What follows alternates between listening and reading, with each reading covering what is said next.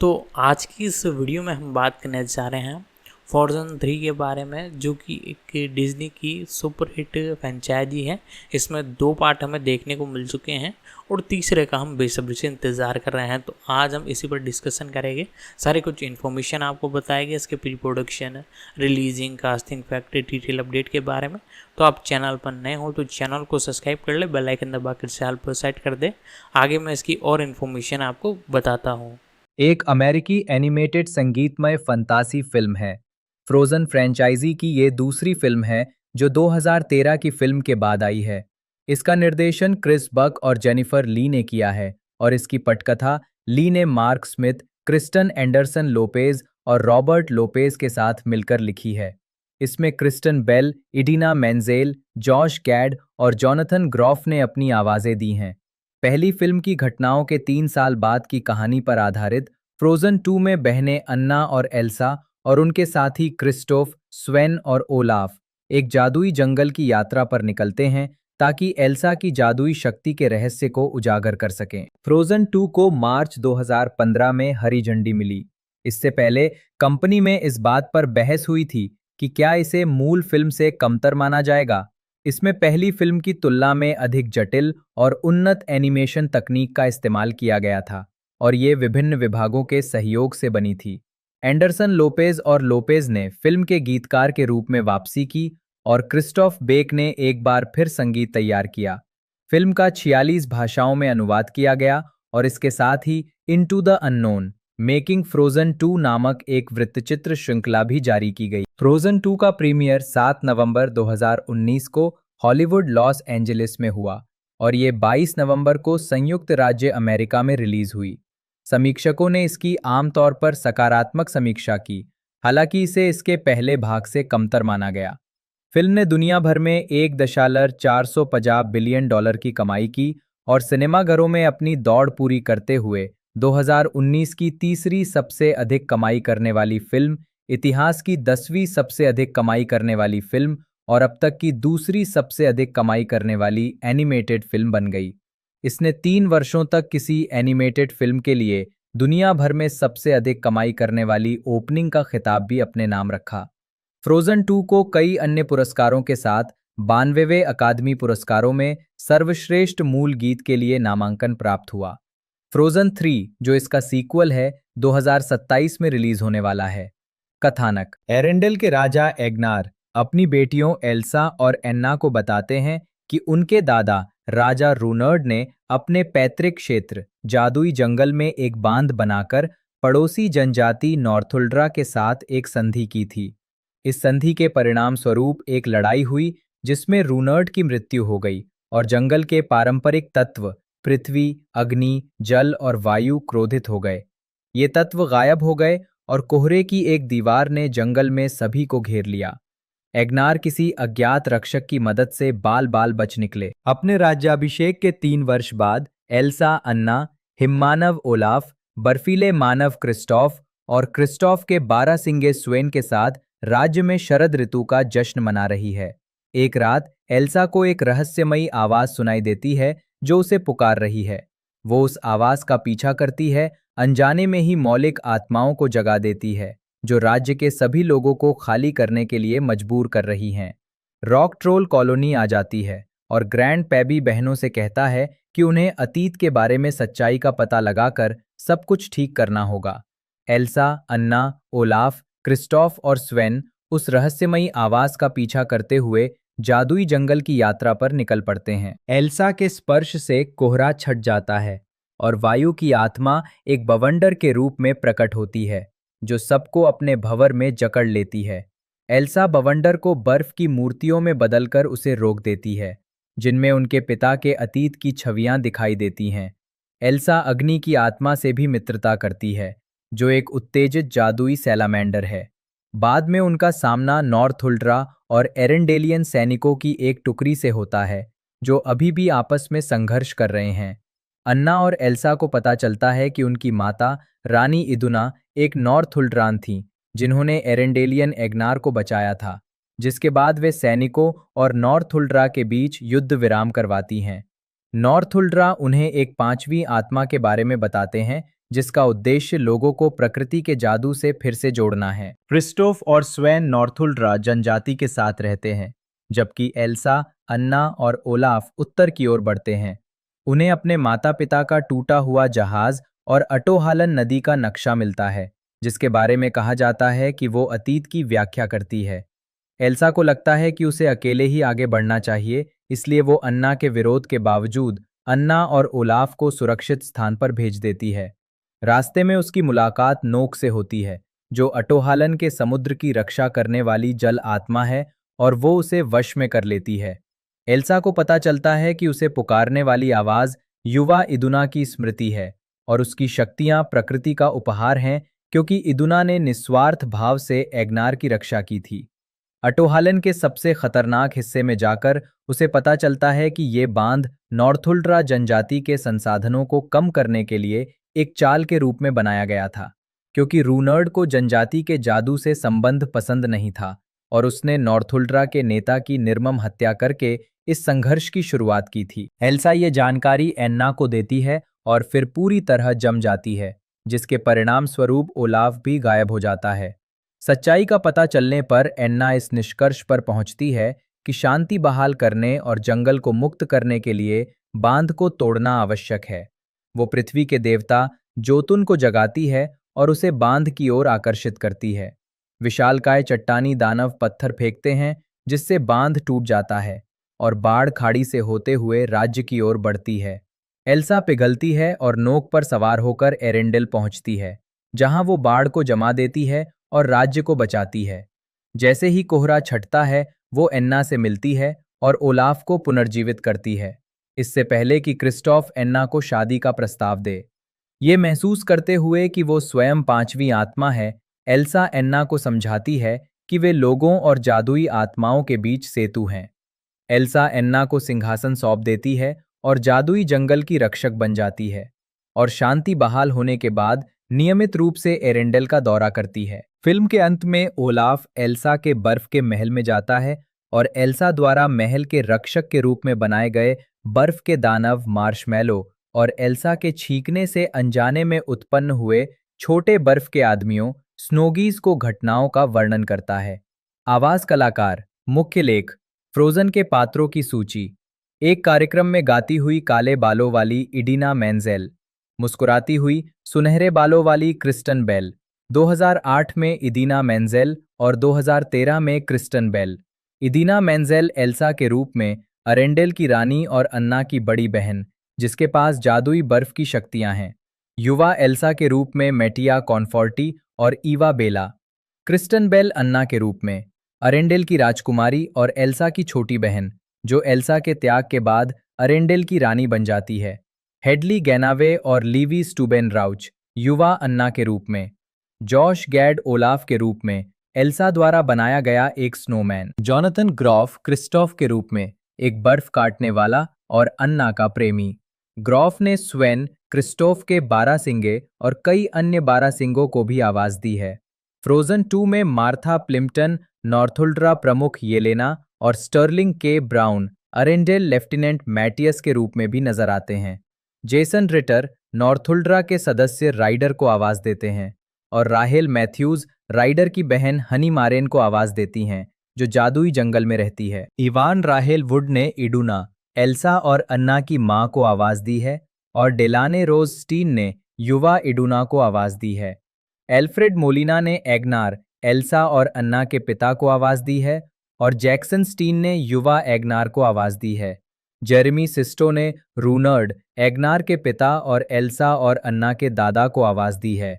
सियारन hands ने rock troll के मुखिया पैबी को आवाज दी है और अरोरा आवाज एल्सा को पुकार है। एलन ट्यूडिक ने एक गार्ड, एक नॉर्थुल्ड्रान नेता और एक अरेंडेलियन सैनिक को आवाज दी है। पॉल ब्रिग्स ने पोस्ट क्रेडिट सीन में मार्शमैलो के रूप में अपनी भूमिका दोहराई, जो एल्सा द्वारा बनाया गया एक बर्फीला राक्षस है। उत्पादन धारणा।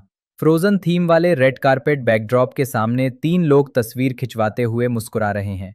निर्माता पीटर डेल वेचो, निर्देशक और लेखिका जेनिफर ली और निर्देशक क्रिस बक। फ्रोजन के 2013 के प्रीमियर में निर्माता पीटर डेल वेचो ने 31 मार्च 2014 को कहा कि उन्होंने क्रिस बक और जेनिफर ली ने अच्छा सहयोग किया और उन्होंने फ्रोजन से संबंधित एक और परियोजना की कल्पना की। अगले महीने वॉल्ट डिज्नी स्टूडियो के अध्यक्ष एलन एफ हॉर्न ने कहा कि सीक्वल तुरंत नहीं आएगा क्योंकि स्टूडियो फ्रोजन के ब्रॉडवे संगीत रूपांतरण पर ध्यान केंद्रित कर रहा था। मई 2014 में डेविड फेबर के साथ सीएनबीसी के एक साक्षात्कार में वॉल्ट डिज्नी कंपनी के सीईओ बॉब इगर ने कहा कि कंपनी सीक्वल के विकास पर जोर नहीं देगी क्योंकि उसे पहली फिल्म के स्तर तक न पहुंचने की चिंता थी। इगर ने कहा कि फ्रोजन फ्रैंचाइजी कंपनी के लिए कुछ ऐसा है जो हमेशा के लिए है, द लायन किंग के समान। 10 जून 2014 को ली ने पुष्टि की कि वॉल्ट डिज्नी स्टूडियो के सीसीओ जॉन लेसेटर ने उन्हें और बक को एक संभावित सीक्वल पर विचार करने की अनुमति दी थी। लघु फिल्म फ्रोजन फीवर 2015 पर काम करते समय उन्हें एहसास हुआ कि वे किरदारों को याद कर रहे हैं। इसी बीच प्रशंसकों ने डेल वेचो से फ्रोजन के भविष्य के बारे में पूछा था। ली, बक और डेल वेचो ने सीक्वल की संभावना पर चर्चा की। बक ने बाद में कहा, हमने सबसे पहले जो काम किया वो ये पता लगाना था कि फिल्म के अंत में अन्ना और एल्सा के लिए क्या संतोषजनक होगा। उन्होंने सीक्वल को इस तरह समाप्त करने का निर्णय लिया कि अन्ना अरेंडेल की रानी बन जाएगी जबकि एल्सा स्वतंत्र होगी। विकास वॉल्ट डिज्नी एनिमेशन स्टूडियो में पिक्सार की तरह ही जब हम किसी फिल्म का सीक्वल बनाते हैं तो ऐसा इसलिए होता है क्योंकि मूल फिल्म के निर्माताओं ने एक ऐसा विचार बनाया होता है जो इतना अच्छा होता है कि वो इन पात्रों के योग्य होता है। जॉन लेसेटर फ्रोजन 2 की घोषणा करते हुए ईगर, लेसेटर और अभिनेता जोश गैड ने 12 मार्च 2015 को सैन फ्रांसिस्को में डिज्नी की वार्षिक शेयरधारकों की बैठक में घोषणा की कि फ्रोजन 2 एक पूर्ण लंबाई वाली सीक्वल विकास के अधीन है। बक और ली निर्देशक के रूप में लौटेंगे और डेल वेचो निर्माता के रूप में। निर्माण टीम ने पृष्ठभूमि अनुसंधान के लिए नॉर्वे, फिनलैंड और आइसलैंड की यात्रा की। उन्होंने एल्सा को जादुई बर्फ की शक्तियों वाली एक पौराणिक नायिका और अन्ना को एक परिकथा नायिका बनाने का निर्णय लिया, जो एक जादुई दुनिया में रहती है लेकिन उसके पास कोई जादुई शक्तियां नहीं हैं। उन्होंने निष्कर्ष निकाला कि पहली फिल्म ने सफलतापूर्वक दोनों तत्वों को संयोजित किया था। ली के डिज्नी एनिमेशन के सीसीओ के रूप में लेसेटर के उत्तराधिकारी बनने के बाद अगस्त 2018 में एलिसन श्रोएडर को पटकथा लेखन में ली की सहायता के लिए नियुक्त किया गया। ली को फिल्म के पटकथा लेखक के रूप में श्रेय दिया गया और श्रोएडर को अतिरिक्त पटकथा सामग्री का श्रेय दिया गया। फिल्म की कहानी में Lee, Buck, Mark Smith, Kristen Anderson Lopez और रॉबर्ट लोपेज का योगदान था। कुल मिलाकर बजट लगभग $150 मिलियन था। सितंबर 2017 में वॉइस रिकॉर्डिंग शुरू हुई। हालांकि मेंजेल ने कॉन्सर्ट टूर के कारण कुछ हफ्ते बाद शुरुआत की। उसी महीने गैड ने बक, ली, डेलवेचो और लेसेटर के साथ सीक्वल में अपनी भूमिका की घोषणा की। जुलाई 2018 में वैराइटी ने बताया कि वुड और ब्राउन कलाकारों में शामिल होने के लिए बातचीत कर रहे थे। बाद में उनकी भूमिकाओं का खुलासा इडूना और लेफ्टिनेंट डेस्टिन मैटियस के रूप में किया गया।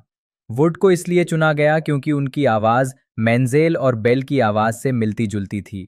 एग्नार की आवाज़ मॉरिस ला मार्चे से बदलकर मोलिना को दी गई। वॉइस की 4 नोट वाली पुकार, जो लैटिन अनुक्रम डाइस इराए से ली गई है, स्कैंडिनेवियाई संगीत शैली कुलिंग के समान तरीके से प्रस्तुत की जाती है।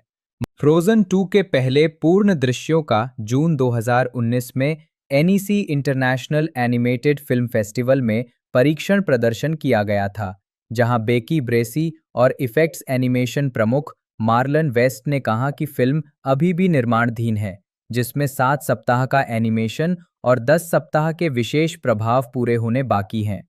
फिल्म निर्माताओं ने नॉर्थुल्ड्रा जनजाति के चित्रण के लिए सामी विशेषज्ञों के साथ वर्डेट नामक एक सलाहकार समूह के साथ सहयोग किया, जो वॉल्ट डिज्नी कंपनी, अंतर्राष्ट्रीय सामी परिषद और फिनलैंड, नॉर्वे और स्वीडन की सामी संसदों के बीच एक समझौते का परिणाम था। एंडरसन लोपेज ने पुष्टि की कि कुछ प्रशंसकों की इच्छा के बावजूद फिल्म में एल्सा का कोई महिला प्रेम प्रसंग नहीं होगा। ली ने बाद में द न्यूयॉर्क टाइम्स की रिपोर्टर मॉरीन डाउट को बताया कि एल्सा के मुख्य दर्शक ऐसे रिश्ते के लिए तैयार नहीं थे। ली ने एक प्रेस कॉन्फ्रेंस में ये भी कहा कि फ्रोजन 2 टेलीविजन श्रृंखला वंस अपॉन अ टाइम की फ्रोजन कहानी से कोई तत्व नहीं लेगा, जो इसके चौथे सीजन का हिस्सा था। सैन डिएगो में पहली टेस्ट स्क्रीनिंग के बाद फ्रोजन 2 में महत्वपूर्ण संशोधन किए गए। डिज्नी एनिमेशन ने पाया कि हालांकि वयस्कों को फिल्म पसंद आई, बच्चों को इसे समझना मुश्किल लगा। प्रोडक्शन टीम को एहसास हुआ कि उन्हें आवाज की पहचान और एल्सा के रूपांतरण के उद्देश्य को स्पष्ट करने की आवश्यकता है, और अधिक हास्य और ब्रूनी आग का सैलामेंडर के शॉट्स जोड़ने की आवश्यकता है।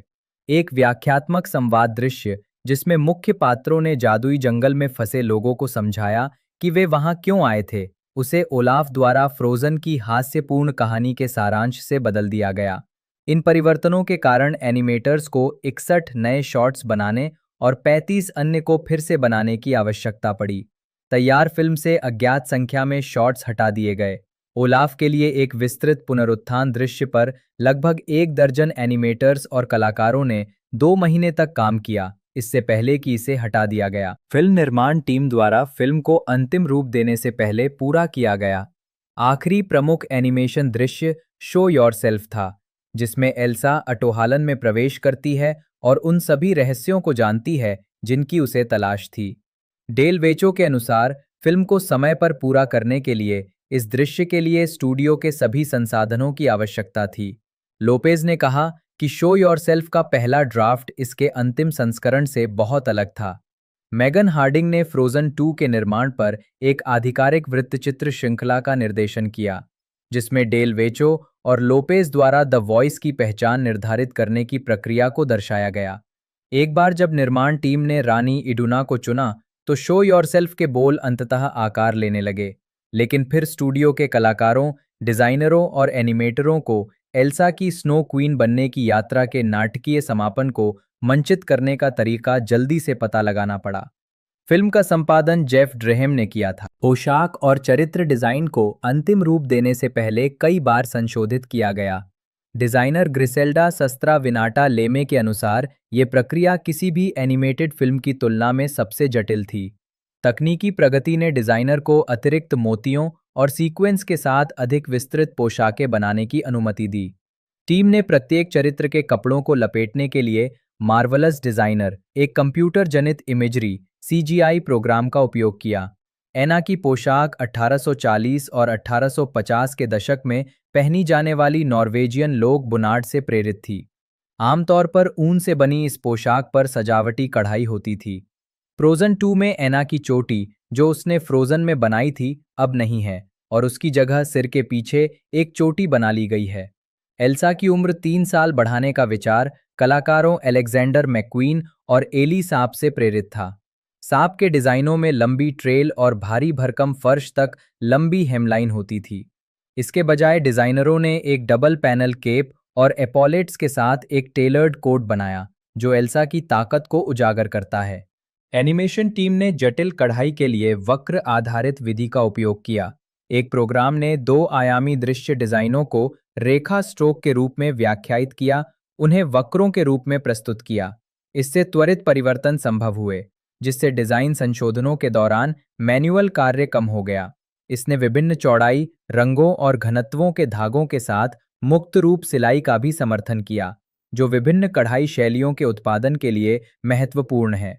एनिमेशन फ्रोजन 2 के निर्माण में लगभग 800 लोग शामिल थे, जिनमें से 80 एनिमेटर थे। टोनी स्मीड और बेकी ब्रेसी फिल्म के एनिमेशन प्रमुख थे। यूनमिन ली ने अन्ना के लिए पर्यवेक्षक एनिमेटर के रूप में ब्रेसी का स्थान लिया, जबकि वेन अंटेन ने फिर से एल्सा के लिए पर्यवेक्षक एनिमेटर के रूप में काम किया, जैसा कि उन्होंने फ्रोजन में किया था। स्टीव गोल्डबर्ग दृश्य प्रभावों के लिए पर्यवेक्षक एनिमेटर थे। स्कॉट बीटी सिनेमैटोग्राफी लेआउट के निदेशक थे, जबकि मोहित कल्याणपुर सिनेमैटोग्राफी लाइटिंग के निदेशक थे। फ्रोजन 2 में तकनीकी प्रगति, कलात्मक प्रदर्शन और स्केलेटल एनिमेशन का उपयोग किया गया था। एनिमेशन शुरू होने से पहले अंटेन ने एल्सा के एनिमेटरों को फ्रोजोन जैसे सुपर हीरो के दृश्य दिखाए, ताकि उन्हें पता चल सके कि किन चीजों से बचना है। व्यक्तिगत हलचल का प्रभाव पैदा करना एनिमेटरों के लिए इतना मुश्किल था कि निर्देशकों ने फ्रोजन 2 में एल्सा से ओलाफ पर परमाफ्रॉस्ट की परत चढ़वा दी। एल्सा की सुंदर चाल, फ्रोजन और आधुनिक नृत्य विशेष रूप से मार्था ग्राहम के काम पर आधारित थी। डिज्नी की प्रत्येक फिल्म के लिए एक अलग शैली की प्राथमिकता और निर्देशकों और प्रोडक्शन डिजाइनर के कलात्मक दृष्टिकोण के अनुसार बहुविभागीय एनिमेशन टीम को पात्रों को इस प्रकार पुनर्निर्मित करने का निर्देश दिया गया था कि वे फ्रोजन से लहजे और शैली में थोड़े भिन्न हों। वे बहुत सूक्ष्म तरीकों से भिन्न थे, जिसमें पहली फिल्म से दूसरी फिल्म तक एक निरंतरता थी। जादुई वन की वनस्पति को शरद ऋतु का रूप देने के साथ साथ प्रभाव टीम ने फिल्म की वनस्पति और अग्नि एनिमेशन को बढ़ाने के लिए दो आंतरिक रूप से विकसित एप्लीकेशन, वेजिटेशन एसेट और फायर ट्री का उपयोग किया। हिमनदी, बर्फ, आत्मा जादू और स्मृति पर प्रकाश और विशेष प्रभाव लागू किए गए थे। एनिमेशन टीम का पहला कदम पटकथा का अध्ययन करना और पात्रों को समझना था। इसके बाद ब्लॉकिंग, मुख्य मुद्राओं का निर्माण किया गया। फिर सीजीआई और लेआउट का काम हुआ। बांध ढहने के दृश्य को कोरियोग्राफ करने के लिए एनिमेशन प्रक्रिया से पहले लेआउट के लिए प्रभावों का प्रस्ताव दिया गया था। हालांकि फ्रोजन के लिए सबसे बड़ी कठिनाई सर्दियों की बर्फ थी। फ्रोजन 2 की कहानी पतझड़ के मौसम में सेट है। इसकी मुख्य चुनौती हवा को लगातार चित्रित करना और उसे प्रवाह में प्रवाहित करना था। फ्रोजन 2 के एनिमेशन सॉफ्टवेयर पर कई अन्य डिज्नी फिल्मों के सॉफ्टवेयर का प्रभाव था। अन्ना के बालों को क्विक सिल्वर नामक सॉफ्टवेयर से एनिमेट किया गया था, जिसे मोआना 2016 में हवा के प्रभाव को संभालने के लिए विकसित किया गया था। एल्सा के बालों के लिए बीस्ट नामक लाइटिंग सॉफ्टवेयर का उपयोग किया गया था। एक वोकल कोच ने एनिमेटर्स को बताया कि एक गायक कैसे सांस लेता है। इसके बाद एनिमेटर्स ने लगभग 8 महीने नोक को बनाने में बिताए, जिसका रूप तरल जैसा है, और इसके प्रभावों की देखरेख एरिन रामोस ने की। चट्टानों को विचलित करने से बचने के लिए जोतुन्स की रिगिंग प्रक्रिया लंबी चली। पानी का सिमुलेशन मोआना की तुलना में अधिक यथार्थवादी बनाने का इरादा था। हवा की आत्मा गेल को बनाने के लिए सूप नामक एक टूल विकसित किया गया था। बाद में उन्हें पर्यवेक्षकों, निर्देशकों और निर्माता से वास्तविक समय में प्रतिक्रिया मिली। लोपेज और एंडरसन लोपेज फ्रोजन से वापस आकर सीक्वल के लिए गाने लिखे और क्रिस्टोफ बेक संगीतकार के रूप में लौटे। साउंड ट्रैक एल्बम 15 नवंबर 2019 को रिलीज हुआ। फिल्म के एक गाने इनटू द अननोन के पैनिक एट द डिस्को के संस्करण की रिलीज के बाद 7 गानों वाले इस एल्बम में फ्रोजन के रेंजियर आर बेटर देन पीपल का रीमिक्स भी शामिल है। बेक ने कहा कि ये स्कोर एल्सा और अन्ना के भावनात्मक विकास को दर्शाता है, परिपक्व होकर अधिक परिष्कृत संगीत अवधारणाओं और विषयगत तत्वों को प्रस्तुत करता है। वो चाहते थे कि ये फिल्म की जटिल, गहन कल्पना को प्रतिबिंबित करे। एंडरसन लोपेज ने एल्बम के विषय को मेटा स्टोरी के रूप में वर्णित किया। हालांकि हार्डिंग ने उनके गीत लेखन और संगीत रचना को फिल्माने के लिए ब्रुकलिन में लोपेज के घर पर एक कैमरा क्रू भेजा था। संगीतकारों को क्रू दखलंदाजी करने वाला लगा और उन्होंने अपना अधिकांश काम कैमरे के सामने नहीं किया। विषयगत विश्लेषण शरद ऋतु की वनस्पतियों को चरता हुआ एक बारहसिंगा। सामी लोग बारहसिंगों को पूजते हैं और उन्हें सामी शक्ति और पहचान का प्रतीक मानते हैं। स्वदेशी सामी लोग ऐतिहासिक रूप से बारहसिंगा से जुड़े हुए थे और जानवरों की ताकत से खुद को जोड़ते थे। ट्रूडो फॉनलैंड ने लिखा कि एक महिला देवी ने एकता, साहस, आशा, मित्रता और सत्य जैसे विषयों के साथ महिलाओं के योगदान पर जोर दिया। एल्सा ने अन्ना को दूर भेजने की कोशिश की क्योंकि वो अपनी बहन की सुरक्षा को लेकर चिंतित थी। एनिमेशन में महिला पात्र समग्र रूप से नारीवादी छवि का प्रतिनिधित्व करती हैं। फिल्म की महिला पात्र भावनात्मक रूप से विविध हैं, जो सामाजिक स्थिति और नारीवाद की जागृति से प्रेरित हैं। सुरुचिपूर्ण कुलीन एल्सा स्वतंत्र होना और एक सामान्य जीवन जीना चाहती है, और अन्ना स्वप्निल, हंसमुख और उत्साही है। दोनों ने अपने राज्य को खतरे से बचाने के लिए कार्रवाई की। फ्रोजन 2 को उपनिवेशवाद की आलोचना और क्षतिपूर्ति की वकालत के रूप में व्याख्यायित किया गया है। एल्सा और अन्ना के जन्म से पहले उनके दादा राजा रूनर्ड ने नॉर्थुल्ड्रा जनजाति के लिए एक बांध बनवाया था। दिखावटी तौर पर एक उपहार के रूप में इस बांध ने जनजाति की जादुई शक्ति को कमजोर कर दिया। नॉर्थुल्ड्रा के नेता की हत्या के बाद रूनर्ड की साजिश विफल हो गई और युद्ध छिड़ गया। नॉर्थुल्ड्रा पर शासन करने वाली वन आत्माओं ने इसे एक अभेद्य कोहरे में ढक दिया। जिससे किसी को भी बाहर जाने या अंदर आने से रोक दिया गया। नॉर्थुल्ड्रा जनजाति स्कैंडिनेविया और उत्तर पश्चिमी रूस के मूल निवासी सामी लोगों पर आधारित है, जिन्हें जादू और टोना में कुशल माने जाने वाले मूर्ति पूजक होने के कारण भेदभाव का सामना करना पड़ा था। 1609 में डेनमार्क के राजा क्रिश्चियन चतुर्थ ने लिखा कि सामी लोग जादू में निपुण थे और सामी जादू टोने से जुड़े मामलों में कोई दया नहीं दिखाई जानी चाहिए। नॉर्डिक मिशनरियों ने धार्मिक वस्तुओं और स्थलों को जब्त या नष्ट कर दिया और सामी शमनवाद को प्रतिस्थापित करने के लिए चर्चों का निर्माण किया। वनस्पतियों के दो भागों के बीच बना एक सफेद बांध एक उपकथानक, जिसमें राजा रूनर्ड द्वारा आदिवासी भूमि पर एक बांध का निर्माण किया जाता है, नॉर्वे के विवादास्पद विर्डनेजावर बांध की ओर संकेत करता है। नॉर्थुल्ड्रा बांध सामी इतिहास को दर्शाता है। नॉर्वे में अल्ताएल्वा नदी पर 1979 से 1981 तक एक जलविद्युत संयंत्र बनाया गया था। विवादास्पद विर्डनेजावर बांध ने एक सामी गांव को जलमग्न कर दिया, जिससे पारंपरिक शिकार और पशुपालन बाधित हो गया। स्लेट के आलोचक इनकू कांग ने कहा कि हालांकि फ्रोजन 2 स्पष्ट रूप से सामी इतिहास से प्रभावित था, नॉर्थुल्ड्रा को विस्थापित मूल अमेरिकी लोगों के प्रतीक के रूप में भी समझा जा सकता है। एरेंडेल को संयुक्त राज्य अमेरिका के औपनिवेशिक अतीत के प्रतीक के रूप में देखा जा सकता है, जो पोकाहोंटास के अलंकृत जीवन की याद दिलाता है। नॉर्थुल्ड्रा को आकर्षक तरीके से प्रस्तुत किया गया है। उन्हें जादुई शक्ति वाले लोगों के रूप में रोमांटिक रूप दिया गया है, जो आध्यात्मिक और भौतिक दुनिया के साथ सामंजस्य में रहते हैं। जब एल्सा ये पता लगाने की कोशिश कर रही थी कि उसे कौन बुला रहा है, तब एना ने एरेंडेल की गलतियों के लिए नॉर्थुल्ड्रा से प्रायश्चित करने के लिए बांध को तोड़ दिया। एल्सा के अंतिम समय के हस्तक्षेप ने राज्य के विनाश को रोक दिया, लेकिन एना ने एल्सा को मृत मानकर बांध को तोड़ दिया।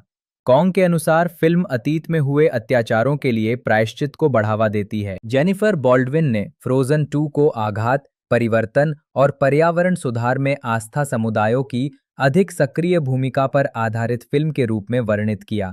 बांध के कारण पर्यावरणीय आघात होता है, जो मौलिक आत्माओं को कमजोर कर देता है। ओलाफ जंगल को परिवर्तन के स्थान के रूप में वर्णित करता है, जिसमें अज्ञात में उद्यम करना, आत्माओं और मूल निवासी नॉर्थुल्ड्रा से मित्रता करना और आघात का सामना करना शामिल है। एल्सा आत्माओं का विश्वास जीतती है, जिनमें से प्रत्येक उसे सत्य के करीब ले जाती है और उसे तत्वों में से एक में परिवर्तित करती है।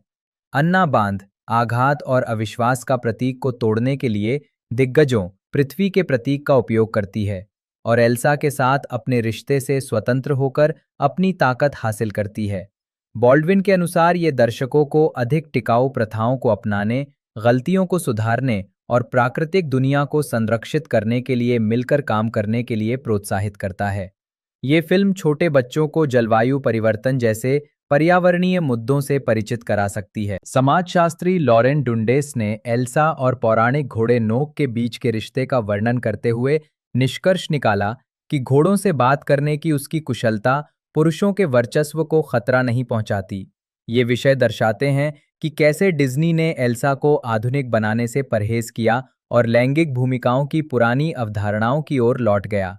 निया कुर्नियावती ने लिखा कि फ्रोजन 2 का नारीवादी संदेश सूक्ष्म और यथार्थवादी था।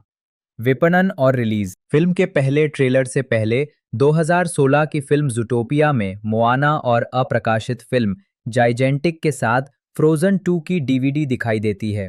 डिज्नी ने फ्रोजन 2 का पहला ट्रेलर 13 फरवरी 2019 को जारी किया।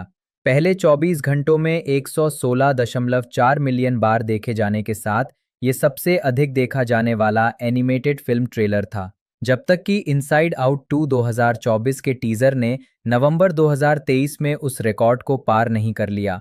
पूर्वावलोकन पोस्टर के रिलीज पर अमेरिकी खगोल भौतिक विज्ञानी नील डीग्रेस टाइसन ने टिप्पणी की कि पानी के क्रिस्टल में षटकोणीय 6 गुना समरूपता होती है। फ्रोजन में सही ढंग से दिखाया गया है, लेकिन पोस्टर में 4 तरफा स्नोफ्लेक था।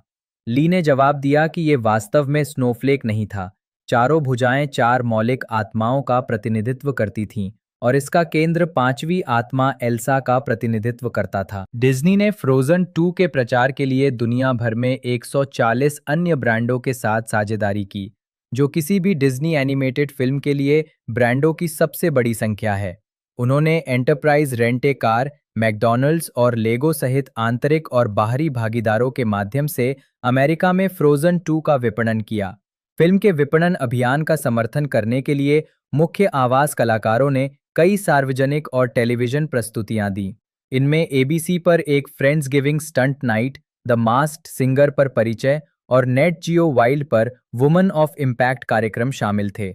नवंबर 2019 में मुख्य आवाज कलाकारों का कार्यक्रम इतना व्यस्त था कि बेल ने कहा, समय नहीं था। 303 मिनट की फिल्म फ्रोजन 2 का प्रीमियर 7 नवंबर 2019 को हॉलीवुड लॉस एंजलिस के डॉल्बी थिएटर में हुआ। इसे शुरू में 27 नवंबर को रिलीज करने का कार्यक्रम था, लेकिन इसे 5 दिन आगे बढ़ाकर 22 नवंबर 2019 कर दिया गया। 17 जनवरी 2020 को फ्रोजन 2 का एक सिंग अलोंग संस्करण जारी किया गया। मूल थिएटर रिलीज तिथि तक इसे डिज्नी कैरेक्टर वॉइस इंटरनेशनल द्वारा 45 भाषाओं में स्थानीयकृत किया गया था। फ्रोजन का 41 भाषाओं में अनुवाद हो चुका था। फ्रोजन के स्थानीयकृत संस्करणों की सफलता के कारण लेट इट गो के सभी संस्करणों वाला एक एल्बम जारी किया गया और लोगों के योगदान को सम्मानित करने के लिए जिकन 2 उत्तरी सामी संस्करण जारी किया गया। Walt Disney studios home entertainment ने फ्रोजन 2 को 11 फरवरी 2020 को डिजिटल डाउनलोड के लिए और 25 फरवरी को ब्लू-रे और डीवीडी पर रिलीज किया। उसी समय एक 4K ultra HD Blu-ray ultimate collector edition और 4K ultra HD Blu-ray steel book edition भी रिलीज किया गया। विशेष विशेषताओं में फिल्म की एक साथ गाने वाली ऑडियो रिकॉर्डिंग, नॉर्दिक पौराणिक कथाओं की प्रस्तुति जिस पर जादुई जंगल आधारित है, संगीत क्लिप और इनटू द अननोन के 29 अनुवादित संस्करण, साथ ही हटाए गए संगीत और दृश्य शामिल हैं। ये फिल्म, जिसे शुरू में 26 जून 2020 को डिज्नी प्लस पर प्रीमियर करने के लिए निर्धारित किया गया था, कोविड-19 महामारी के कारण संयुक्त राज्य अमेरिका में 15 मार्च और कनाडा, नीदरलैंड, ऑस्ट्रेलिया और न्यूजीलैंड में 17 मार्च को रिलीज की गई। वृत्तचित्र श्रृंखला मुख्य लेख, अज्ञात की ओर, फ्रोजन 2 का निर्माण। मेगन हार्डिंग, जिन्होंने फ्रोजन के बारे में एबीसी टेलीविजन स्पेशल के 2014 के निर्माण प्रबंध का निर्देशन किया था, ने फ्रोजन 2 के निर्माण का दस्तावेजीकरण करने के लिए डिज्नी एनिमेशन से संपर्क किया। कंपनी के सहयोग से हार्डिंग ने लिंकन स्क्वायर प्रोडक्शंस के साथ काम करते हुए न्यूयॉर्क शहर से बरबैंक, कैलिफोर्निया तक आना जाना किया और दिसंबर 2018 और नवंबर 2019 के विश्व प्रीमियर के बीच 115 दिनों में 1300 घंटे की फुटेज शूट की। उन्होंने फुटेज को संपादित किया और इसे लगभग 35 से 45 मिनट लंबे 6 एपिसोड में बदल दिया। डिज्नी एनिमेशन जानता था कि हार्डिंग फिल्म निर्माण प्रक्रिया पर एक निडर और ईमानदार नजर डालना चाहती थी। उनके दल को केवल एक बार जाने के लिए कहा गया था, जब प्रोडक्शन टीम रहस्यमय आवाज की पहचान तय करना चाहती थी। वृत्तचित्र श्रृंखला into the unknown, making Frozen 2 26 जून 2020 को रिलीज हुई। स्वागत बॉक्स ऑफिस। फ्रोजन 2 ने संयुक्त राज्य अमेरिका और कनाडा में $477.4 मिलियन और अन्य क्षेत्रों में $977.3 मिलियन की कमाई की, जिससे इसकी वैश्विक कुल कमाई $1.403 बिलियन हो गई। ये 2019 की तीसरी सबसे अधिक कमाई करने वाली फिल्म थी, अब तक की 10वीं सबसे अधिक कमाई करने वाली फिल्म और अब तक की दूसरी सबसे अधिक कमाई करने वाली एनिमेटेड फिल्म थी। 15 दिसंबर 2019 को फ्रोजन 2 ने वैश्विक बॉक्स ऑफिस पर $1 बिलियन का आंकड़ा पार कर लिया। डेडलाइन हॉलीवुड ने फिल्म के शुद्ध लाभ की गणना $599 मिलियन के रूप में की, जिसमें उत्पादन बजट, विपणन, कलाकारों की भागीदारी और अन्य लागतें शामिल थीं। बॉक्स ऑफिस की कमाई और घरेलू मीडिया राजस्व ने इसे 2019 की सबसे मूल्यवान ब्लॉकबस्टर की सूची में दूसरे स्थान पर रखा। डिज्नी के अनुसार, जिन्होंने 2019 के लायन किंग रीमेक को एनिमेटेड फिल्म नहीं बल्कि लाइव एक्शन रीबूट माना था, फ्रोजन 2 उस समय सबसे अधिक कमाई करने वाली एनिमेटेड फिल्म थी, फ्रोजन को पीछे छोड़ते हुए। फ्रोजन 2 की बॉक्स ऑफिस सफलता का श्रेय थैंक्सगिविंग के आसपास इसकी रिलीज तिथि को दिया गया। कॉमस्कोर विश्लेषक पॉल डेरगारा बेडियन के अनुसार फिल्म 2020 में अच्छा प्रदर्शन करने के लिए बिल्कुल उपयुक्त स्थिति में थी। Frozen 2, a beautiful day in the neighbourhood और 21 ब्रिजेस के साथ 22 नवंबर 2019 को 4,440 सिनेमाघरों में रिलीज हुई। 2,500 3D में, 800 प्रीमियम लार्ज फॉर्मेट में, जिसमें 400 आईमैक्स शामिल हैं, और 235 डी बॉक्स 4DX में। इसने पहले दिन 41.8 मिलियन डॉलर की कमाई की, जिसमें गुरुवार रात के प्रीव्यू से 8.5 मिलियन डॉलर शामिल थे। फिल्म ने 130 मिलियन डॉलर की कमाई के साथ शुरुआत की, जो उस महीने किसी एनिमेटेड फिल्म के लिए सबसे बड़ी ओपनिंग थी। फ्रोजन 2 ने मुख्य रूप से महिला दर्शकों को आकर्षित किया और लगभग 70% दर्शक परिवार थे। इसके दूसरे सप्ताहांत की कमाई में 34% की गिरावट आई और ये घटकर 85.6 मिलियन डॉलर रह गई, जिसमें थैंक्सगिविंग सप्ताहांत के 5 दिनों में 125 मिलियन डॉलर शामिल थे और तीसरे सप्ताहांत में इसमें 34.7 मिलियन डॉलर की और वृद्धि हुई। 29 दिसंबर तक फिल्म की घरेलू कमाई 400 मिलियन डॉलर से अधिक हो गई। फ्रोजन 2 19 मार्च 2020 तक सिनेमाघरों से हट गई, जिससे ये संयुक्त राज्य अमेरिका और कनाडा में 2019 की चौथी सबसे अधिक कमाई करने वाली फिल्म बन गई, जिस समय फिल्म उद्योग कोविड-19 महामारी से काफी प्रभावित हुआ। विश्व स्तर पर फ्रोजन 2 ने 37 बाजारों में अपने शुरुआती सप्ताहांत में 228.2 मिलियन डॉलर की कमाई की, जिससे इसकी वैश्विक शुरुआत कुल 358.5 मिलियन डॉलर तक पहुंच गई। इसने 2019 में बनी द लायन किंग की रीमेक को पीछे छोड़ते हुए the super Mario brothers movie 2023 के आने तक किसी भी एनिमेटेड फिल्म के लिए सबसे अधिक कमाई करने वाली फिल्म का रिकॉर्ड बनाया। इसने यूनाइटेड किंगडम 17.8 मिलियन डॉलर और फ्रांस 13.4 मिलियन डॉलर में किसी भी एनिमेटेड फिल्म की अब तक की सबसे बड़ी ओपनिंग का रिकॉर्ड बनाया। चीन 53 million dollar, Japan 18.2 million dollar, Germany 14.9 million dollar और स्पेन 5.8 मिलियन डॉलर में पिक्सार या डिज्नी एनिमेशन की किसी भी फिल्म के लिए सबसे बड़ी शुरुआत का रिकॉर्ड बनाया, और दक्षिण कोरिया 31.5 मिलियन डॉलर में किसी भी फिल्म की तीसरी सबसे बड़ी ओपनिंग का रिकॉर्ड बनाया। फिल्म ने यूनाइटेड किंगडम में अपने दूसरे सप्ताह में 11.4 मिलियन डॉलर की कमाई की, जिससे इसकी कुल कमाई वहां 35.3 मिलियन डॉलर हो गई। 5 जनवरी 2020 तक फिल्म की विदेशी कमाई 875.3 मिलियन डॉलर से अधिक हो गई थी। जुलाई 2021 तक इसके शीर्ष अंतर्राष्ट्रीय बाजार जापान 122.6 मिलियन डॉलर, चीन 122.3 मिलियन डॉलर, दक्षिण Korea 95.5 million dollar, United kingdom 59.7 million dollar, Germany 60.6 million dollar और फ्रांस 53.9 मिलियन डॉलर थे। महत्वपूर्ण प्रतिक्रिया। फ्रोजन 2 को आमतौर पर सकारात्मक समीक्षाएं मिली। समीक्षा संकलन वेबसाइट रॉटन टोमेटोज पर 336 पेशेवर समीक्षाओं के आधार पर इसकी अनुमोदन रेटिंग 77% है, जिसका औसत रेटिंग 6.7/10 है। साइट की समीक्षकों की आम राय ये है, फ्रोजन 2 अपने पूर्ववर्ती की तरह जबरदस्त रोमांच पैदा करने में पूरी तरह सफल नहीं हो पाई है, लेकिन ये अज्ञात की दुनिया में एक शानदार साहसिक यात्रा बनी हुई है। मेटाक्रिटिक, जो भारत औसत का उपयोग करता है, ने 47 समीक्षकों के आधार पर फ्रोजन 2 को 100 में से 64 अंक दिए, जो आमतौर पर अनुकूल समीक्षाओं को दर्शाता है।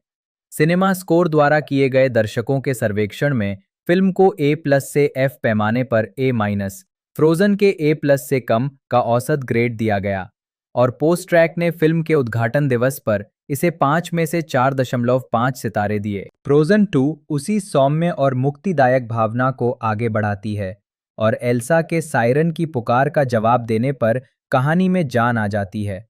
पहले की तरह ही क्रिस्टन एंडरसन लोपेज और रॉबर्ट लोपेज के गाने मधुर हैं और उनके बोल किसी स्वीकारोक्ति की तरह लगते हैं, मानो कोई दोस्त अपने मन की बातें साझा कर रहा हो। मनोहला डार्गिस, द न्यूयॉर्क टाइम्स। आलोचकों ने फ्रोजन 2 की शिल्पकारी, प्रस्तुति और विषय वस्तु की प्रशंसा की। न्यूयॉर्क टाइम्स की आलोचक मनोला डार्गिस ने कथा को साहसिक कार्यों और प्रेरणादायक उत्थान की गुलाबी दुनिया बताया, और रॉजर ईबर्ट .com की नेल मीनो ने सभी उम्र के दर्शकों द्वारा समझे जाने वाले मुद्दों के स्पष्ट और सम्मोहक चित्रण की सराहना की। डार्गिस ने रोमांस और इतिहास से संतुलित फ्रोजन 2 की आकर्षक दृश्य कल्पना का उल्लेख किया, और मीनो ने फिल्म के शरतकालीन रंगों की प्रशंसा की। Peter Travers Rolling Stone, Simran Hans the Guardian और Todd McCarthy the Hollywood Reporter ने फिल्म की प्रशंसा की। ट्रेवर्स, जिन्होंने पात्रों से पुनः जुड़कर आनंद लिया, ने एनिमेशन को शानदार बताया और संगीत को मनमोहक धुन कहा। हंस ने फिल्म की कथा की तुलना जलवायु परिवर्तन को कम करने के वास्तविक प्रयासों से की। मैकार्थी ने इसके आकर्षक गीतों, आसानी से पसंद आने वाले पात्रों और आश्चर्यजनक पृष्ठभूमि की प्रशंसा की, जिसमें हास्य और महिला सशक्तिकरण से भरपूर कथानक था। फ्रोजन 2 की कहानी, संगीत और फोकस की आलोचना की गई। द वॉल स्ट्रीट जर्नल में जॉन एंडरसन ने टिप्पणी की कि सीक्वल में कोई नवीनता नहीं थी और फ्रोजन की तुलना में फिल्म की दोषपूर्ण कहानी और निम्न गुणवत्ता वाले संगीत की आलोचना की। एम्पायर की समीक्षा में बेन ट्रेविस ने कहा कि कहानी पौराणिक कथाओं और अस्पष्ट पृष्ठभूमि पर बहुत अधिक निर्भर थी। मीनो ने फिल्म की अत्यधिक विस्तृत कहानी की आलोचना की, और ऑब्जर्वर के लेखक ऑलिवर जोन्स ने कहा कि फिल्म की ऊर्जा और मौलिकता बहनों पर बहुत अधिक केंद्रित थी। लॉस एंजलिस टाइम्स और द वॉशिंगटन पोस्ट के समीक्षकों ने फ्रोजन 2 की जटिल कहानी और निराशाजनक लहजे का उल्लेख किया। पुरस्कार, मुख्य लेख। फ्रोजन 2 को मिले पुरस्कारों की सूची। 92वें अकादमी पुरस्कारों में फ्रोजन 2 को सर्वश्रेष्ठ मूल गीत के लिए नामांकन मिला। फिल्म के अन्य नामांकनों में 8 एनी पुरस्कार, 2 जीते, 1 ब्रिटिश अकादमी फिल्म पुरस्कार, 2 क्रिटिक्स चॉइस मूवी पुरस्कार और 2 गोल्डन ग्लोब पुरस्कार शामिल हैं।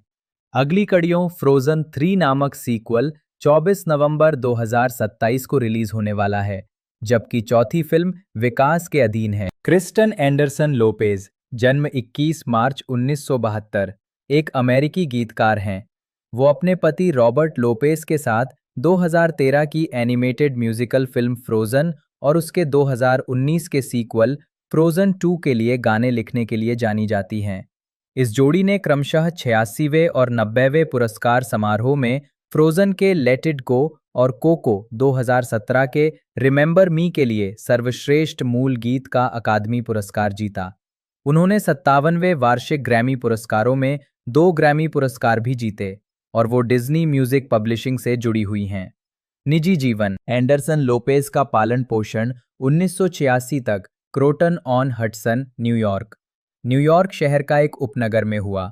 1986 से 1990 तक उत्तरी कैरोलिना के शार्लोट के मायर्स पार्क इलाके में, और 1990 के बाद से उत्तरी कैरोलिना के वैक्सहॉ, शार्लोट का एक उपनगर में, जो उनके कॉलेज के वर्षों के दौरान उनका घर था। उनके माता-पिता एरिन और जॉन अभी भी वैक्सहॉ में रहते हैं। उनके पिता के अनुसार एंडरसन लोपेज को पहली बार थिएटर से प्यार 4 साल की उम्र में हुआ, जब वो उन्हें अपने तत्कालीन गृहनगर क्रोटन ऑन हडसन में आयोजित अमेरिकी द्विशताब्दी संगीत श्रद्धांजलि देखने ले गए थे। उनके परिवार के उत्तरी कैरोलिना चले जाने के बाद उन्होंने शार्लोट कंट्री डे स्कूल में पढ़ाई की और स्नातक की उपाधि प्राप्त की। वो पश्चिमी मैसाचुसेट्स के विलियम्स कॉलेज गईं, जहां उन्होंने नाटक और मनोविज्ञान में दोहरी मेजर की उपाधि प्राप्त की, और 1994 में स्नातक की उपाधि प्राप्त की। फ्लोरिडा में एक थिएटर इंटर्नशिप के बाद एंडरसन लोपेज ने न्यूयॉर्क शहर में ब्रॉडवे थिएटर कलाकार बनने के अपने सपने को पूरा करने के लिए कई वर्षों तक अस्थायी नौकरियां की। 1999 में उन्होंने BMI lemon angel musical theatre workshop में प्रवेश किया और एक गीतकार के रूप में अपनी सच्ची पहचान पाई, और अपने भावी पति रॉबर्ट लोपेज से भी मिली। अक्टूबर 2003 में एंडरसन ने लोपेज से शादी की, जो आगे चलकर EZOT विजेता गीतकार, संगीतकार और गीतकार बने, जिनमें एवेन्यू क्यू और द बुक ऑफ मॉर्मन के लिए 3 टोनी पुरस्कार शामिल हैं। उनकी 2 बेटियां हैं, केटी और एनी, जिन्होंने फ्रोजन में अपनी आवाज दी थी। एंडरसन लोपेज की बहन केट एंडरसन ने ओलाफ्स फ्रोजन एडवेंचर के लिए गाने सह लिखे थे। मंच प्रस्तुतियों 2006 में एंडरसन लोपेज और उनके पति ने Walt Disney World production Finding Nemo the Musical के लिए गाने लिखे। Anderson Lopez O'Neill musical theatre conference में विकसित संगीत नाटक इन ट्रांजिट की सह निर्माता हैं। ये संगीत नाटक 21 सितंबर 2010 से 30 अक्टूबर 2010 तक ऑफ ब्रॉडवे के पंजेसाउन E59 थिएटर में प्रदर्शित हुआ। इस प्रस्तुति को उत्कृष्ट कलाकारों के समूह के लिए 2011 का ड्रामा डेस्क पुरस्कार, साथ ही उत्कृष्ट संगीत नाटक अन्य के अलावा के लिए 2011 के ल्यूसिल लोर्टेल पुरस्कार और उत्कृष्ट नए ऑफ ब्रॉडवे संगीत नाटक के लिए 2011 के आउटर क्रिटिक्स सर्कल पुरस्कार के लिए नामांकन प्राप्त हुआ। इसका ब्रॉडवे पर circle in the square theatre में नवंबर 2016 में प्रीमियर हुआ, जिसका निर्देशन और कोरियोग्राफी कैथलीन मार्शल ने की थी। उन्होंने अपने पति और एलेक्स टिम्बर्स के साथ romantic stage musical up here का सह-निर्माण किया, जिसका प्रीमियर 2015 में हुआ था। युवा दर्शकों के लिए उनके कार्यों में थिएटर वर्क्स यूएसए के लिए कई लघु और पूर्ण लंबाई वाले संगीत रूपांतरण शामिल हैं। Diary of a Worm, Fancy Nancy, Condensed Classics. Anderson Lopez ने अपने पति के साथ डिज्नी थिएट्रिकल प्रोडक्शंस के स्टेज म्यूजिकल रूपांतरण फ्रोजन पर काम किया, जिसमें जेनिफर ली ने किताब लिखी। एंडरसन लोपेज ने अपने पति रॉबर्ट लोपेज और हेनरी जैकमैन के साथ मिलकर 2011 की डिज्नी फिल्म विनी द पू के लिए संगीत लिखा और निर्मित किया, जिसके लिए उन्हें फीचर प्रोडक्शन में सर्वश्रेष्ठ संगीत के लिए एनी अवार्ड के लिए नामांकित किया गया था। उन्होंने फिल्म में कांगा की आवाज भी दी। 2013 की डिज्नी फिल्म फ्रोजन के लिए अपने पति के साथ मिलकर गाने लिखने के उनके काम ने, जिसमें लेट इट गो भी शामिल है, उन्हें 86वें अकादमी पुरस्कारों में सर्वश्रेष्ठ मूल गीत के लिए अकादमी पुरस्कार और 57वें वार्षिक ग्रैमी पुरस्कारों में 2 ग्रैमी पुरस्कार दिलाए। एंडरसन लोपेज और उनके पति ने सीक्वल फ्रोजन 2 के लिए भी संगीत लिखा। क्रिस्टन एंडरसन लोपेज ने आई सीक द ट्रूथ में एल्सा का हिस्सा गाया है, जो फ्रोजन 2 साउंड ट्रैक का एक आउटटेक गीत है। साथ ही पैटी मुरिन ने अन्ना का हिस्सा गाया है। मुरिन ने ब्रॉडवे प्रोडक्शन फ्रोजन में अन्ना की भूमिका निभाई थी। एंडरसन लोपेज और उनके पति ने मार्वल सिनेमैटिक यूनिवर्स में बनी 2021 की सीरीज वांडाविजन के लिए संगीत लिखा और निर्मित किया। इस सीरीज में कई क्लासिक अमेरिकी सिटकॉम पर आधारित कई टाइटल थीम सॉन्ग के साथ साथ अगाथा ऑल अलोंग गाना भी शामिल है। पुरस्कार और नामांकन। अकादमी पुरस्कार। रॉबर्ट लोपेज, जन्म 23 फरवरी 1975, संगीत नाटकों के लिए एक अमेरिकी गीतकार और नाटककार हैं, जो द बुक ऑफ मॉर्मन और एवेन्यू क्यू के सह-निर्माता और अपनी पत्नी क्रिस्टन एंडरसन लोपेज के साथ डिज्नी एनिमेटेड फिल्मों फ्रोजन, इसके सीक्वल फ्रोजन 2 और कोको में शामिल गीतों के सह-लेखन के लिए सबसे ज्यादा जाने जाते हैं। उन्होंने डिज्नी म्यूजिक पब्लिशिंग के साथ अनुबंध किया है। लोपेज उन 22 लोगों में से एक हैं जिन्होंने एमी, ग्रैमी, ऑस्कर और टोनी पुरस्कार जीते हैं, जिन्हें 1984 में फिलिप माइकल थॉमस ने ईजीओटी उपनाम दिया था। इसके अलावा उन्हें ईजीओटी जीतने वाले सबसे कम उम्र के व्यक्ति होने का गौरव भी प्राप्त है। वो एकमात्र ऐसे व्यक्ति भी हैं जिन्होंने चारों पुरस्कार एक से अधिक बार जीते हैं। उन्होंने 2 ऑस्कर, 3 टोनी, 3 ग्रैमी और 4 एमी जीते हैं। 27 जून 2010 को एमी पुरस्कार से शुरू होकर 4 मार्च 2018 को अकादमी पुरस्कार के साथ समाप्त होने वाली प्रतिस्पर्धी जीत के दूसरे दौर के साथ उन्होंने अपना ही सबसे कम समय में पूरा करने का रिकॉर्ड तोड़ दिया और 7 साल और 8 महीने में ईजीओटी जीतने का नया सबसे कम अंतराल स्थापित किया। बाद में पासेक और पॉल 7 साल 7 महीने ने इस रिकॉर्ड को तोड़ दिया। प्रारंभिक जीवन। रॉबर्ट लोपेज का जन्म मैनहट्टन में कैथरीन लोवे और फ्रैंक लोपेज के घर हुआ था। वे अपने पिता के माध्यम से आंशिक रूप से फिलिपिनो मूल के हैं, जिनका जन्म मनीला से प्रस्थान करने के बाद समुद्र के बीच में एक जहाज पर हुआ था। उनके दादा फिलिपिनो थे और उनकी दादी आधी फिलिपिनो और आधी स्कॉटिश अमेरिकी मूल की थीं।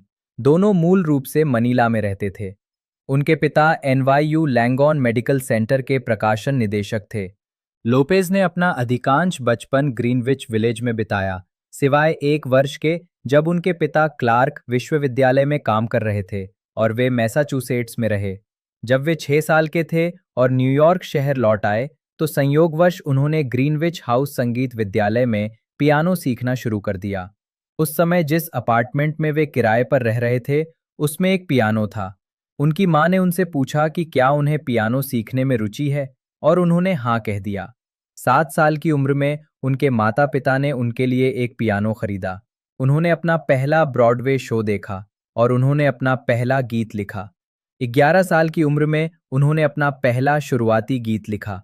लगभग 12 साल की उम्र में उन्होंने कुछ समय के लिए पियानो छोड़ दिया और सैक्सोफोन बजाने की कोशिश की। साथ ही अन्य संगीत विद्यालयों में संगीत रचना के पाठ्यक्रम भी लिए। लोपेज ने हंटर कॉलेज एलिमेंट्री स्कूल और हंटर कॉलेज हाई स्कूल में पढ़ाई की और फिर येल विश्वविद्यालय गए, जहां उन्होंने 1997 में अंग्रेजी में कला स्नातक की डिग्री प्राप्त की। ये वही एकाडमिक डिग्री है जिसका उल्लेख एवेन्यू क्यू के दूसरे गीत में किया गया है। येल में रहते हुए उन्होंने 3 नाटक लिखे, जिनमें से 2 संगीत नाटक थे, और येल स्पीचविंग्स एकैपेला समूह के सदस्य थे और विंसेंट स्कली, जॉन हॉलैंडर और हेरोल्ड ब्लूम जैसे प्रोफेसरों से प्रभावित थे। येल में अपने समय के दौरान उन्होंने संगीत नाटक लिखकर जीविका कमाने की अस्पष्ट आशा की थी और उनके पास कोई अन्य कैरियर विकल्प नहीं थे। इस उद्देश्य के लिए उन्होंने उन पाठ्यक्रमों से परहेज किया जो उन्हें कानून या चिकित्सा जैसे अधिक सुरक्षित क्षेत्र में करियर के लिए तैयार करते। आजीविका। किसी जीवित व्यक्ति की जीवनी के इस भाग को सत्यापन के लिए अतिरिक्त संदर्भों की आवश्यकता है। कृपया विश्वसनीय स्रोत जोड़कर सहायता करें। जीवित व्यक्तियों के बारे में विवादित सामग्री जो बिना स्रोत के या अपर्याप्त स्रोतों से प्राप्त की गई हो, उसे लेख और उसके चर्चा पृष्ठ से तुरंत हटा दिया जाना चाहिए, विशेषकर यदि वह मानहानिकारक हो। स्रोत खोजें। रॉबर्ट लोपेज, समाचार, समाचार पत्र, पुस्तकें, विद्वान, JSTOR, मार्च 2019। जाने कि इस संदेश को कब और कैसे हटाना है। 1998-2004। प्रारंभिक कार्य और महत्वपूर्ण सफलता। लोपेज को 2004 में टोनी पुरस्कार प्राप्त करते हुए। येल से स्नातक होने के बाद लोपेज ग्रीनविच विलेज में अपने माता-पिता और भाई के साथ वापस रहने चले गए, जहां वे 4 साल तक रहे, जब तक कि उन्होंने थिएटर वर्क्स USA के लिए गाने लिखकर इतना पैसा नहीं कमा लिया कि वे अपना खुद का अपार्टमेंट किराए पर ले सकें। इस दौरान उन्होंने फाइजर जैसी कंपनियों में अस्थायी नौकरियां की और अपने पुराने संगीत स्कूल ग्रीनविच हाउस में सप्ताहांत रिसेप्शनिस्ट के रूप में काम किया। 1998 में BMI lemon angel musical theatre workshop में भाग लेते समय उनकी मुलाकात एक अन्य उभरते गीतकार जेफ मार्क्स से हुई।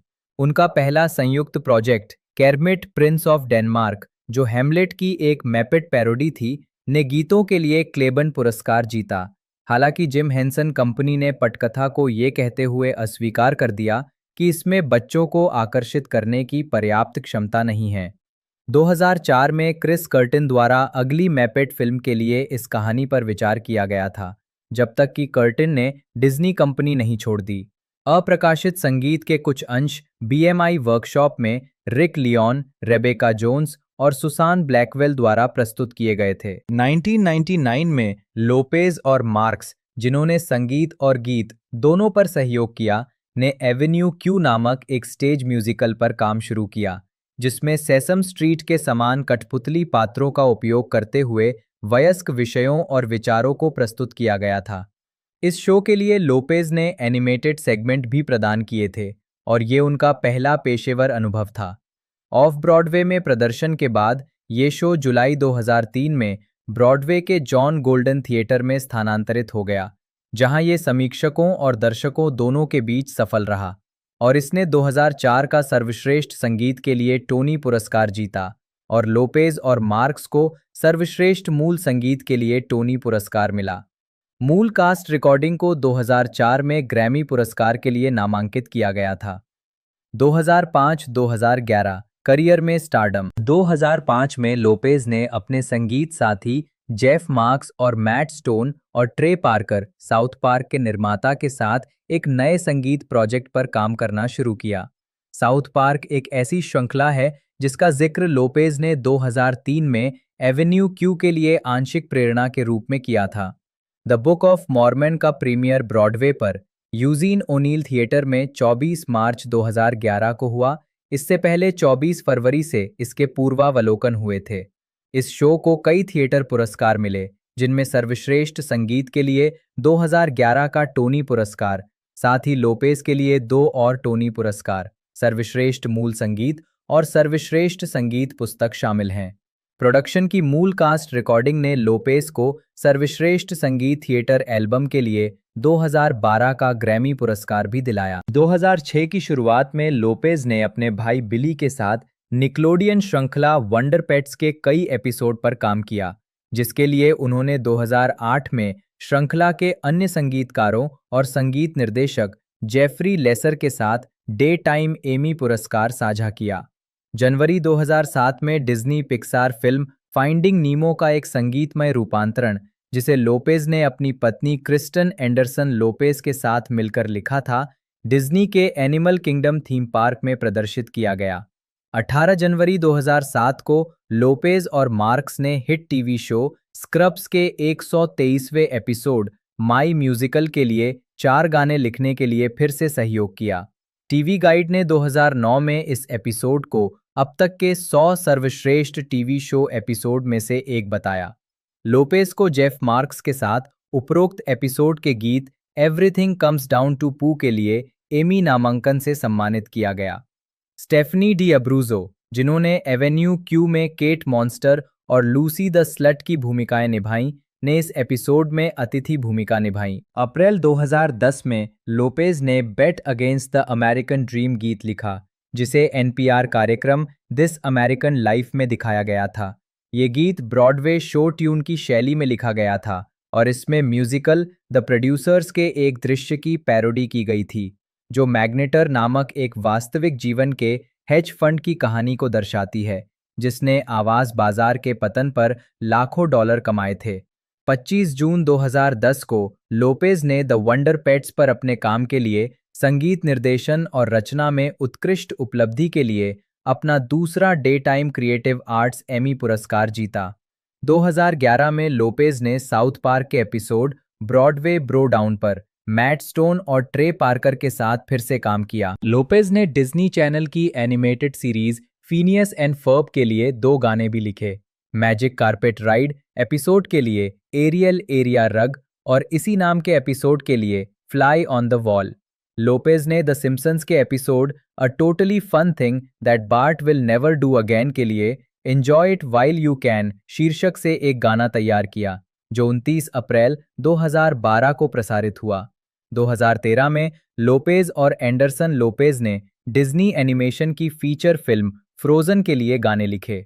लेट इट गो गाने ने सर्वश्रेष्ठ मूल गीत का एकेडमी पुरस्कार जीता, जिससे लोपेज ईजीओटी हासिल करने वाली 12वीं व्यक्ति बन गईं।